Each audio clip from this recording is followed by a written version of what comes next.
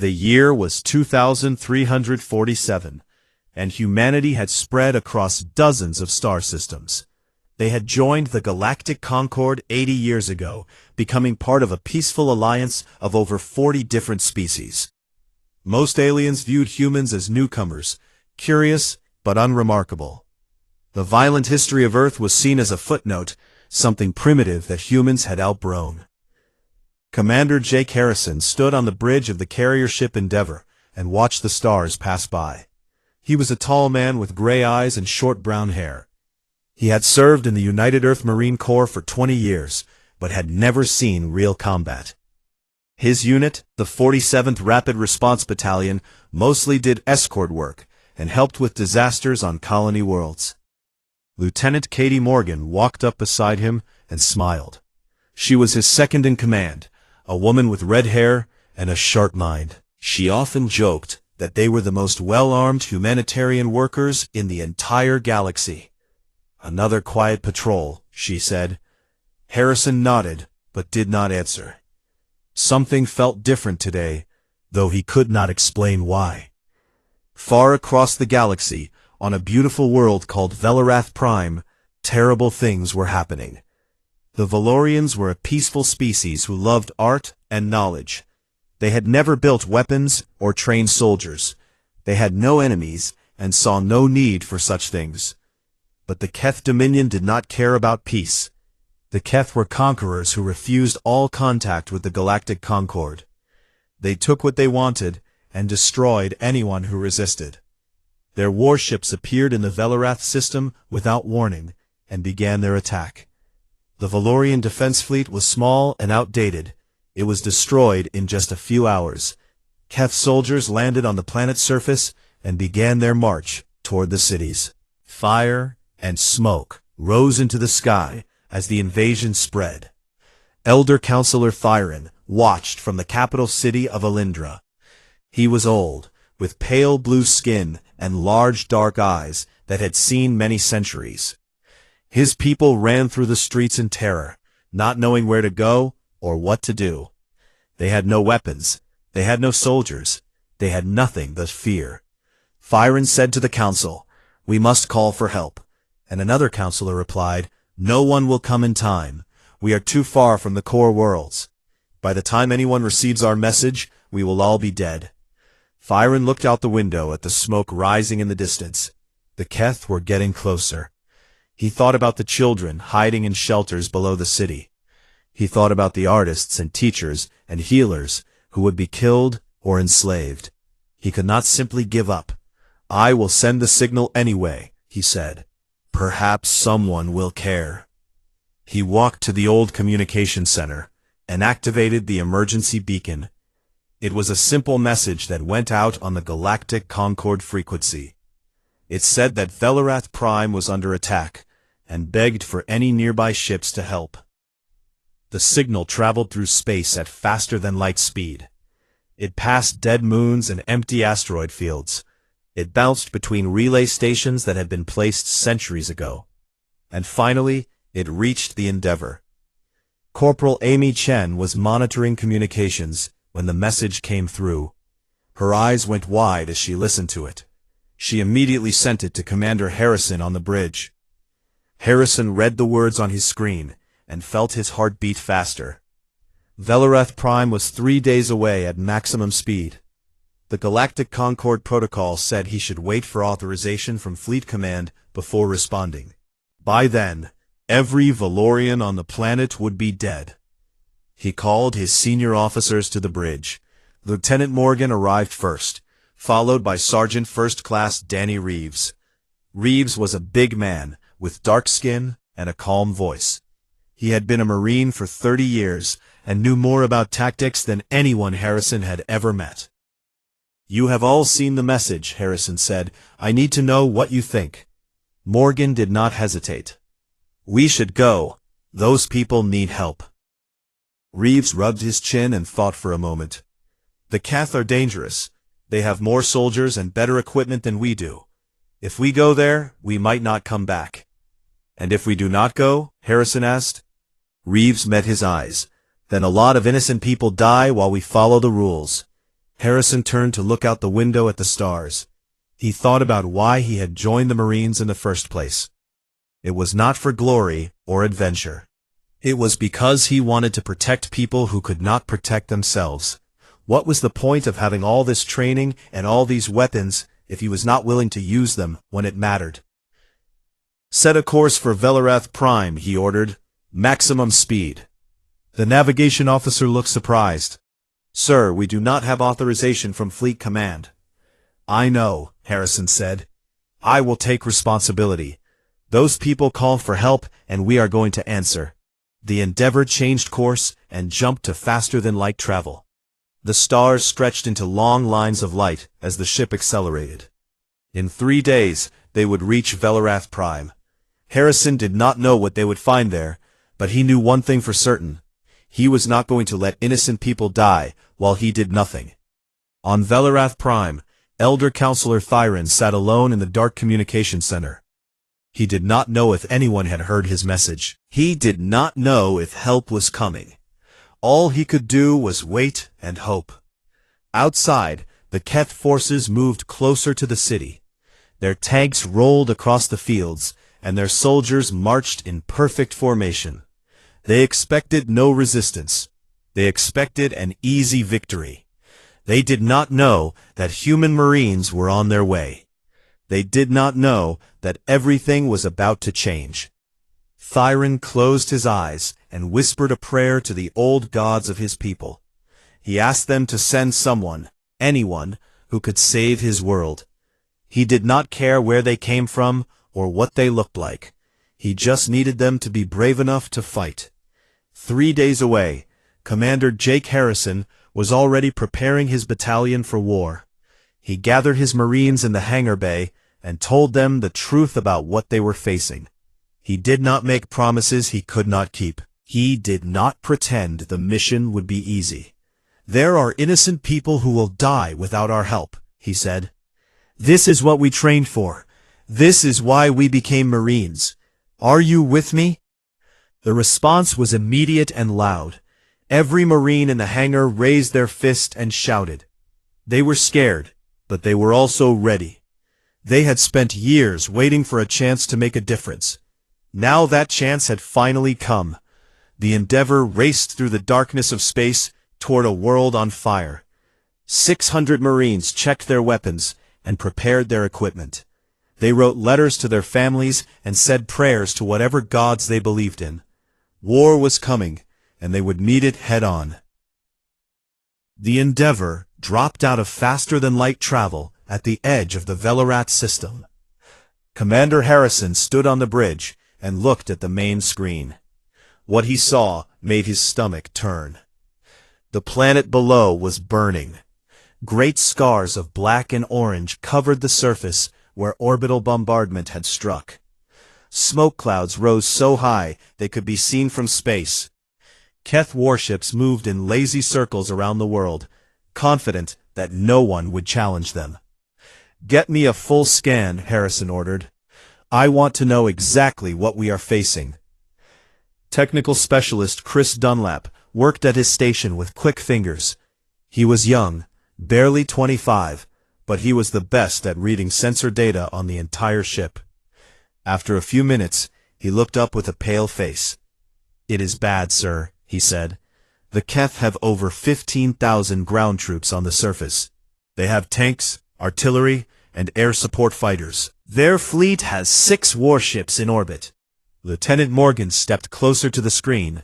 "And how many Marines do we have?" "Just under 600, Dunlap replied. The bridge went quiet.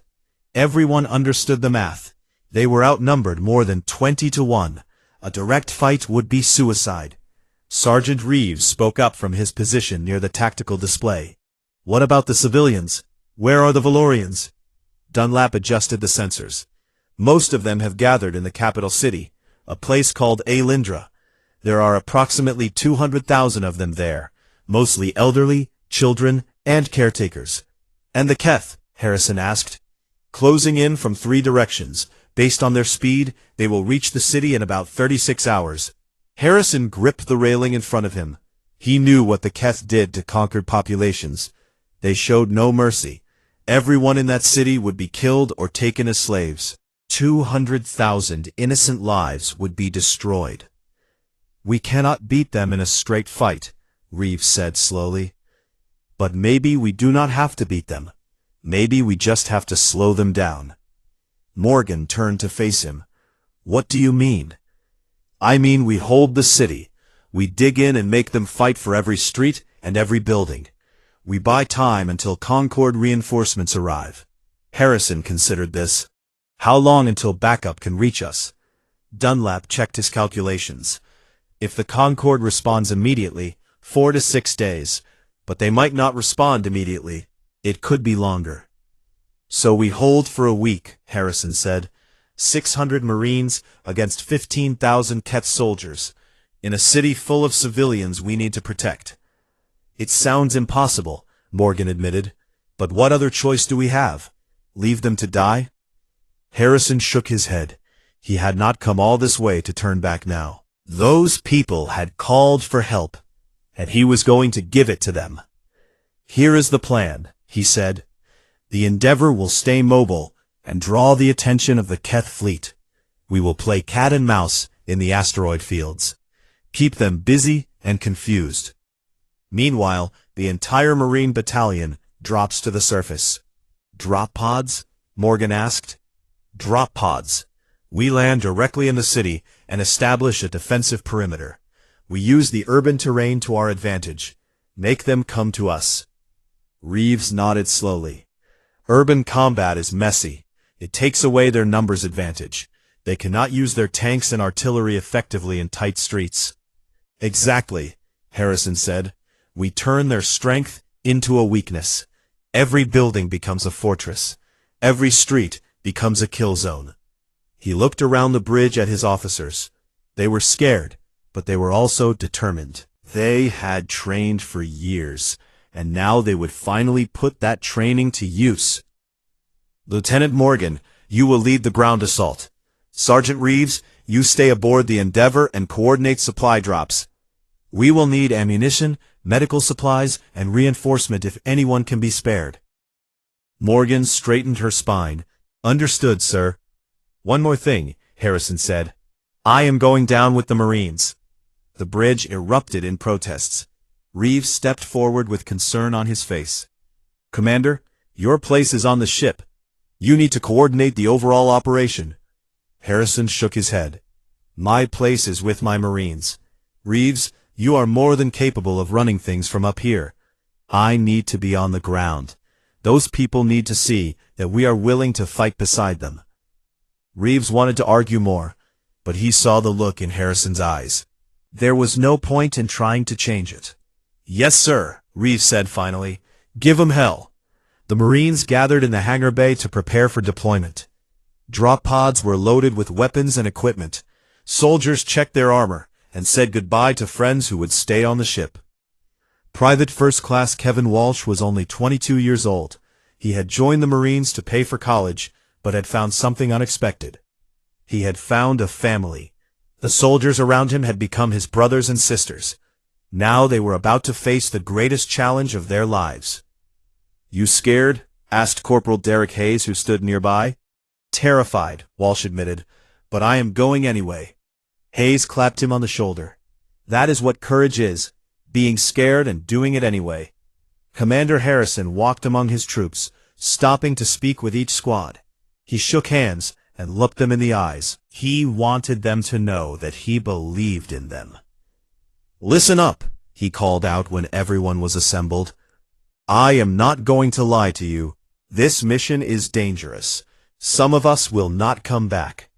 But there are 200,000 innocent people down there who will die if we do not help them. He paused and let his words sink in. The Valorians called out for help. They did not know who would answer. They did not know if anyone would come. But we heard them, and we are going to show them what human Marines are made of. A cheer went up from the assembled soldiers. Fists punched the air, and boots stamped the deck. Mount up, Harrison ordered. We drop in 10 minutes. The Marines climbed into their drop pods. The metal shells closed around them with heavy clanks. Inside, It was dark and cramped. Each soldier was alone with their thoughts and their fears. Lieutenant Morgan sat in her pod and thought about her parents back on Earth. She had not spoken to them in months. She wished she had called them before this mission, but it was too late now. All she could do was survive and call them after. The countdown began. 10 seconds, 5 seconds, 3, 2, 1. The drop pods launched from the Endeavor like bullets fired from a gun. They screamed through the atmosphere of Velarath Prime, burning trails of fire across the sky. Below them, the city of Elindra waited. The Valorians looked up and saw the streaks of light falling toward them. They did not know what was coming. They did not know that help had finally arrived.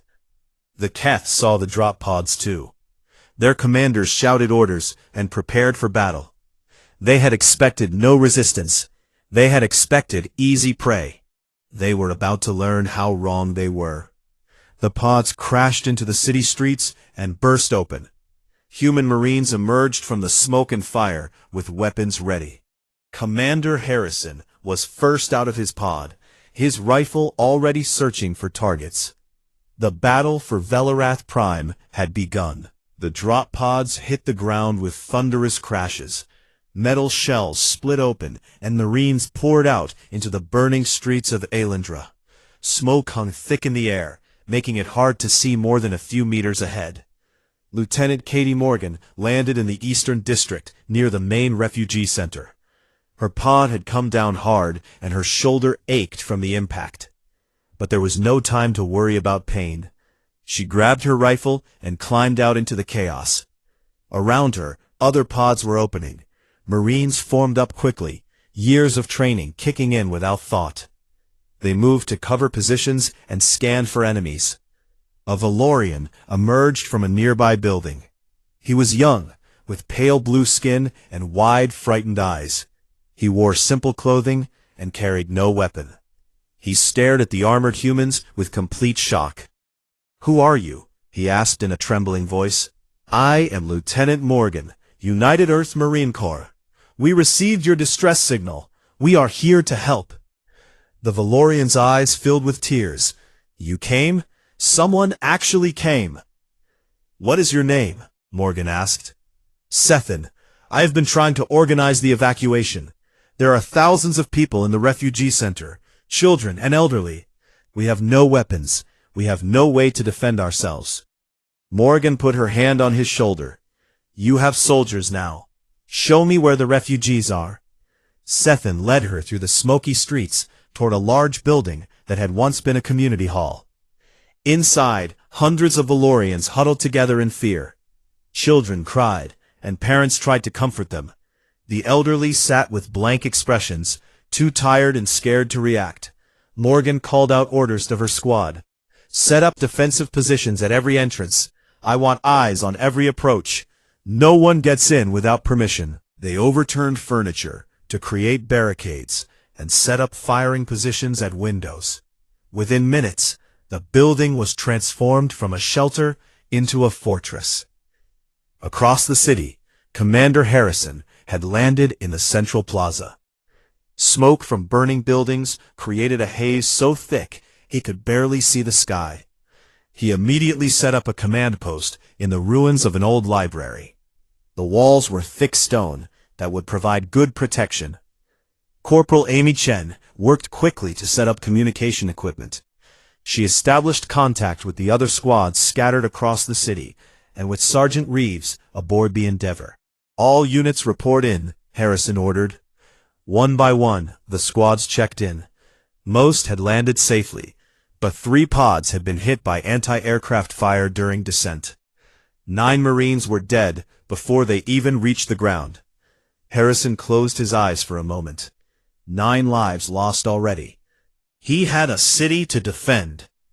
"All units, establish defensive perimeters around civilian positions. Priority is protecting the refugees. Do not engage enemy forces unless absolutely necessary. We need to conserve ammunition." Private Walsh was stationed at a window overlooking a main street. His hands shook slightly as he gripped his rifle. He had trained for combat many times, but this was real. Real enemies were coming. Real bullets would be flying. Corporal Hayes noticed his nervousness and moved closer. "Steady, Walsh. Remember your training. Breathe slow. Watch your sector. You will be fine." Walsh nodded and tried to calm his racing heart. He focused on the street below, watching for any sign of movement. The first Keth assault came within 2 hours. A mechanized column rolled toward the eastern district, where Lieutenant Morgan was stationed. Keth tanks rumbled down the wide avenue, followed by hundreds of soldiers on foot. They moved with confidence, expecting no resistance. Morgan watched them approach through her scope. She waited until they were well within the kill zone. Then she gave the order. "Open fire!" The Marines unleashed everything they had. Rockets streaked toward the lead tanks, and explosions ripped through the column. Rifle fire poured down from windows and rooftops. The Keth soldiers scattered in confusion, trying to find cover. The first tank exploded in a ball of flame. The second tried to retreat, but was hit by another rocket. Keth soldiers fell by the dozens, as Marine marksmen picked them off with precise shots. The attack fell apart within minutes. The surviving Keth retreated, leaving behind burning vehicles and dead comrades. Morgan allowed herself a small smile. The first battle was won. But she knew it was only the beginning. News of the ambush reached Keth Commander Drekthar in his forward base outside the city. He was a massive creature with gray armored skin and 4 arms. He had conquered dozens of worlds and had never faced real opposition. He was furious. "How many humans are there?" he demanded. "Our scouts estimate 500 to 600, his aide replied. Drekthar laughed bitterly. 600 against my 15,000, and they dare to resist. I will crush them like insects." He ordered a full assault from all 3 directions. Every soldier, every tank, every weapon would attack at once. The humans would be overwhelmed by sheer numbers. The assault began at nightfall. Keth forces poured into the city from the north, east, and south. The streets filled with the sound of gunfire and explosions. Buildings shook and windows shattered. The Marines fought like demons. They used every trick they knew. They set traps and ambushes. They moved through buildings and attacked from unexpected angles. Every street became a battleground. Sergeant Marcus Cole led a squad, defending a bridge over a small river. It was the only crossing point in the northern sector. If the Keth captured it, they could flank the main defensive line. The Keth attacked the bridge again and again. Wave after wave of soldiers charged across, only to be cut down by Marine fire. Cole stood at the center of the line, his rifle never stopping. "Hold the line," he shouted. "They do not get across." For 4 hours his squad held that bridge. They ran low on ammunition and had to take weapons from fallen enemies. 3 Marines died defending that position. But when dawn came, the bridge was still in human hands. The other squads around the city told similar stories. Everywhere the Keth attacked, they found fierce resistance. The Marines gave ground slowly, trading space for time. Every meter cost the enemy dearly. By morning, the Keth had suffered over 2,000 casualties. The Marines had lost 47. The line held. Commander Harrison surveyed the damage from his command post. The city was scarred and burning. Many buildings had collapsed, but the refugee centers were safe. The civilians had survived the night. He knew the Keth would attack again. They had more soldiers and more weapons. Eventually, the Marines would run out of ammunition. Eventually, the line would break. But not today. Today, human Marines had shown what they were capable of. Today, they had looked impossible odds in the face and refused to back down. Somewhere in the eastern district, Sethan watched Lieutenant Morgan tend to a wounded Marine. He had never seen anything like these humans. They were not bigger or stronger than the Keth. They had worse equipment and fewer numbers. But they had something the Keth did not. They had courage. They had determination. They had the will to fight for people they had never met. Sethin began to understand why his people had been saved. It was not luck or chance. It was because somewhere in the galaxy there was a species that answered when others called for help. The smoke continued to rise over Alindra. But through that smoke, human Marines stood ready. They would not retreat. They would not surrender. They would hold the line. The second day brought a change in Keth tactics. Commander Drekthar had learned from his mistakes. Direct assault was too costly. The humans were too well dug in. So he chose a different approach. Artillery bombardment began at noon. Shells rained down on the city with terrible force. Buildings that had stood for centuries collapsed into rubble. Fires spread from block to block. The sky turned black with smoke and ash. Commander Harrison ordered all units to move civilians into underground shelters. The Valorians had built tunnels beneath the city long ago for storage and transportation. Now those tunnels became refuges. But not everyone could be moved in time. A shell struck the Eastern Refugee Center. The building shook, and part of the roof collapsed. Screams filled the air as dust and debris fell on the people inside. Lieutenant Morgan rushed toward the damage. She found a section of floor had given way, trapping several Valorians in the basement below. Among them was a child, crying for her mother. Without hesitation, Morgan dropped down into the hole. She pushed aside broken beams and shattered stone. Her hands bled from the sharp edges, but she did not stop. One by one, she lifted the trapped Valorians to safety. The child was last. Morgan cradled the small body in her arms and passed her up to waiting hands above. When she finally climbed out, her armor was dented and her face was covered in dust. But everyone had survived. Sethin watched her with amazement. "You risked your life for our people." Morgan wiped blood from her hands. "That is why we are here." The bombardment continued for hours. By evening, large sections of the city were in ruins. Civilian casualties mounted despite the Marines' best efforts. Commander Harrison knew they could not simply defend. They needed to strike back. He called his officers together in the command post. "The artillery is killing us slowly. We need to destroy it." Sergeant Cole, who had earned the nickname Stone after his defense of the bridge, studied the tactical map. "The main Keth artillery position is here, about 3 kilometers outside the city. Heavy guard. Getting in will be hard. Getting out will be harder." "A night raid," Lieutenant Morgan suggested. "Small team. Move fast and quiet. Plant charges and get out before they know what hit them." Harrison nodded. "I need 50 volunteers. This is strictly optional. The danger is extreme." Every Marine in the room raised their hand. Harrison selected his team carefully.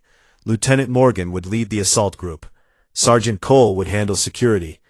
Private Lisa Trent, the best demolitions expert in the battalion, would plant the charges. They moved out after midnight.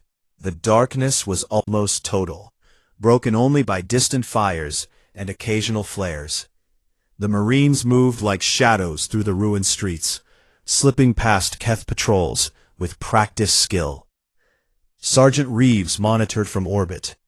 He had found a gap in the Keth sensor network that would give them about 90 minutes before detection was likely. It was not much time, but it would have to be enough. The team reached the edge of the Keth base. Through night vision equipment, they could see rows of artillery pieces lined up on a flat plain. Ammunition crates were stacked nearby. Fuel tankers sat ready to power the vehicles. It was everything they needed to destroy. Morgan gave the signal. The Marines moved in. The first guards died silently, taken down by knives and suppressed weapons. The team split into groups, each with specific targets. Cole's security squad set up a perimeter to warn of approaching enemies. Morgan led the main assault toward the artillery. Private Trent worked quickly. She attached explosive charges to fuel lines and ammunition stores. Her hands were steady despite the danger. She had trained for this 1,000 times. Now it was real, but the training held. A Keth patrol rounded a corner and spotted them. Gunfire erupted, shattering the silence. "Contact!" Cole shouted. "Multiple hostiles, north side." The Marines returned fire. The quiet infiltration became a desperate firefight. Alarms began to wail throughout the Keth base. Soldiers poured out of barracks, grabbing weapons and rushing toward the sounds of battle. "Trent," Morgan called out. "How much longer?" 2 minutes, Trent replied, still working on the last charges. Morgan gritted her teeth. They did not have 2 minutes. Keth's soldiers were closing in from every direction. "Everyone fall back to rally point." "Cover Trent." The Marines formed a defensive circle around the demolitions expert. They fought off wave after wave of attackers. Bodies piled up around their position. A Keth soldier burst through their line and lunged at Trent. She saw him coming, but her hands were full of explosives. There was nothing she could do. Corporal Derek Hayes threw himself between them. He took the blow meant for Trent and went down hard, but his rifle kept firing, cutting down the attacker. "Charges set," Trent shouted. "Move," Morgan ordered. "Everyone out. Now." The Marines ran. They sprinted through the chaos of the base, shooting their way through anyone who got in the way. Hayes was wounded badly, blood pouring from his side. He could not keep up. Trent grabbed him and pulled his arm over her shoulder. "I am not leaving you." Behind them, Keth's soldiers gave chase. They reached the tree line just as the timers hit 0. The explosion was massive. Fuel and ammunition detonated in a chain reaction that lit up the night sky. The blast wave knocked everyone flat. For a moment, it seemed like the sun had risen early. When the Marines looked back, the entire artillery position was gone. A crater marked where it had stood. Secondary explosions continued as scattered munitions cooked off. They had done it. But the cost was high. 18 Marines did not make it back. They had fallen during the raid, giving their lives so others might survive. Harrison met the returning team at the edge of the city. He saw the exhaustion and grief on their faces. He saw the wounded being carried by their comrades. He saw the empty spaces where good soldiers should have been. "You did well," he said quietly. "They will be remembered." Day 3 brought something unexpected. The Valorians, inspired by the Marines' sacrifice, began to help.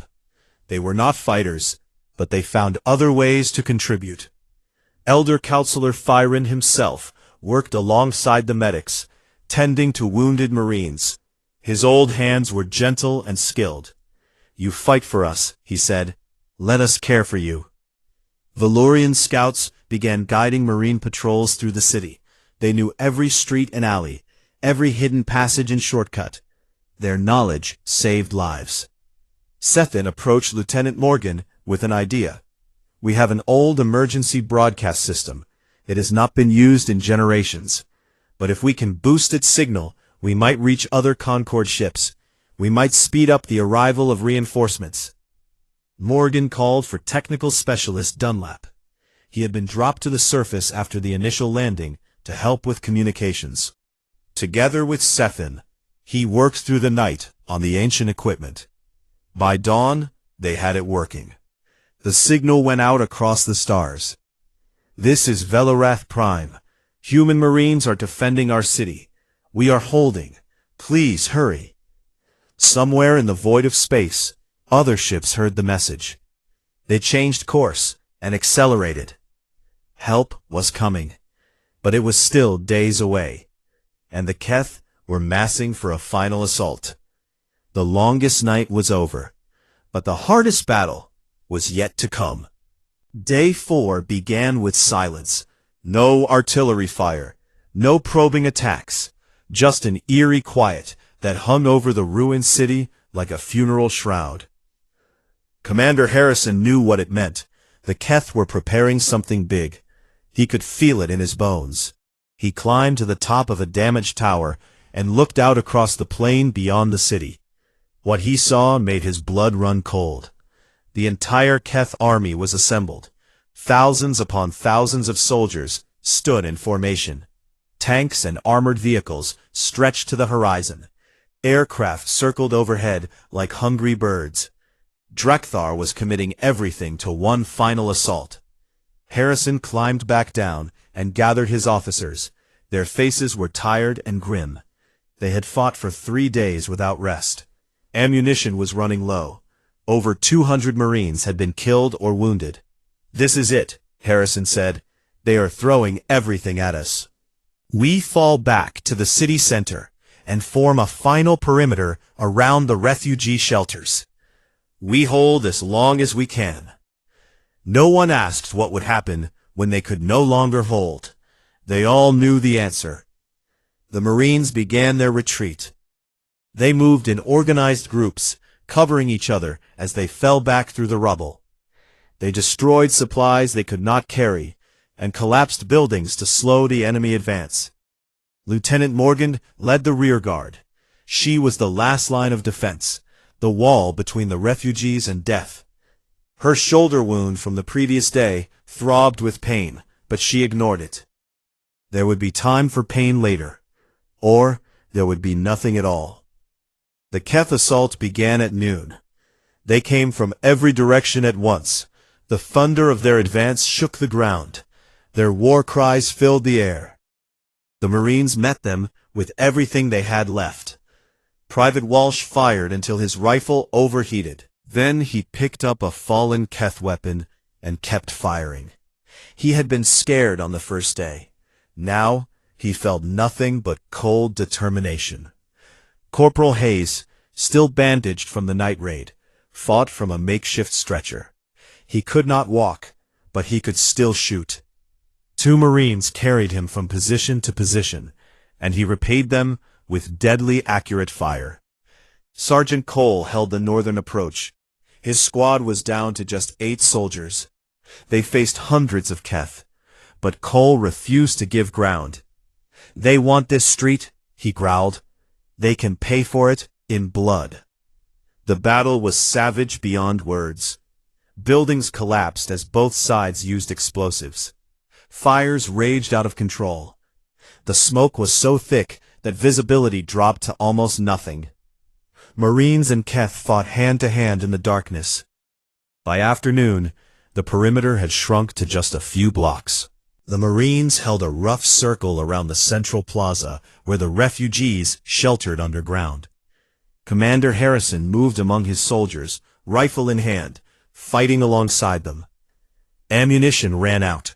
Marines fixed bayonets and charged. Medics grabbed weapons from the dead and joined the line. Even wounded soldiers, who could barely stand, refused to stay down. Lieutenant Morgan rallied the Eastern defenders for a counterattack. She led 20 Marines in a desperate charge that pushed the Keth back long enough to evacuate 300 civilians to safer positions.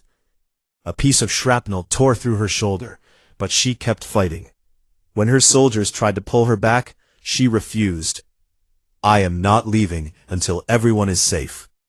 The sun began to set. The Marines were exhausted. Nearly half of them were dead or too wounded to fight. The survivors formed a last desperate ring around the plaza. Commander Harrison stood at the center with his remaining officers. "It has been an honor," he said quietly. They prepared for the end. Then the sky changed. At first, Harrison thought it was more Keth aircraft, but these ships were different. They were bigger, faster, and they bore the emblems of the Galactic Concord. The relief fleet had arrived. 15 warships dropped out of faster-than-light travel above the planet. 2 Valorian dreadnoughts, massive ships bristling with weapons, led the formation. Behind them came a human battlecruiser, the USS Reliant, along with cruisers and destroyers from a dozen different species. The Keth orbital fleet tried to respond, but it was too late. The Concord ships opened fire with devastating accuracy. Within minutes, every Keth warship was destroyed or fleeing. Dropships descended through the clouds. Fresh troops from across the galaxy poured into the city. Human reinforcements. Soldiers from species that Harrison had never even heard of. They all came to help. The Keth ground forces found themselves cut off. Their orbital support was gone. Reinforcements would not be coming. The hunters had become the hunted. Drekthar tried to rally his soldiers for a final push, but the arrival of the Concord fleet had shattered their morale. Keth soldiers began to surrender in groups. Officers threw down their weapons. The assault collapsed. Drekthar himself was captured trying to flee the planet in a stolen shuttle. He was brought before Commander Harrison in chains. The warlord who had conquered dozens of worlds looked broken and defeated. "You were supposed to be weak," Drekthar snarled. "Your species is young and foolish. How did you defeat me?" Harrison looked at the alien with tired eyes. "We did not defeat you. The Galactic Concord defeated you. We just held the line until they arrived." "But why?" Drekthar demanded. "These creatures are nothing to you. You had no reason to die for them." Harrison did not answer. He simply turned and walked away. Some things could not be explained to those who would never understand. As the smoke cleared over Alindra, the surviving Marines gathered in the central plaza. Of the 600 who had dropped 4 days ago, only 312 were still standing.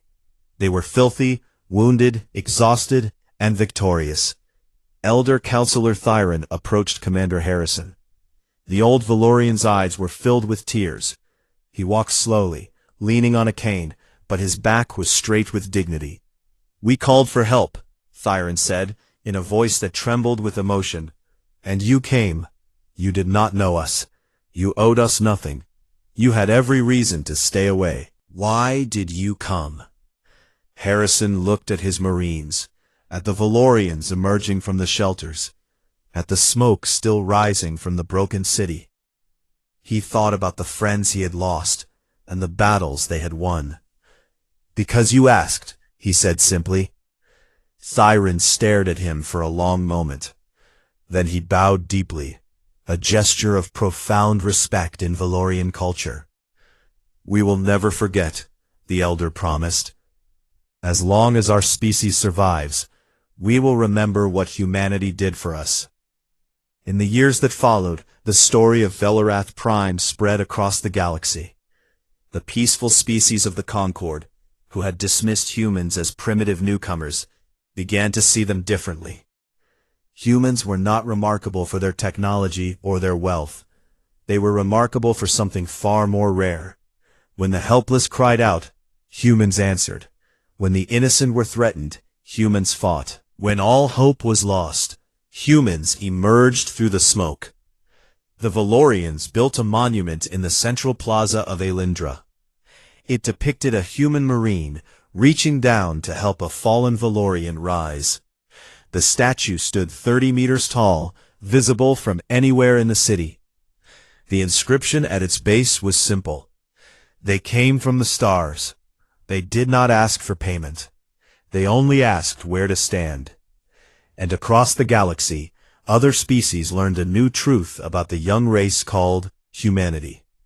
If you were in danger, if you needed help, if you had nowhere else to turn, you could call out to the humans, and they would come.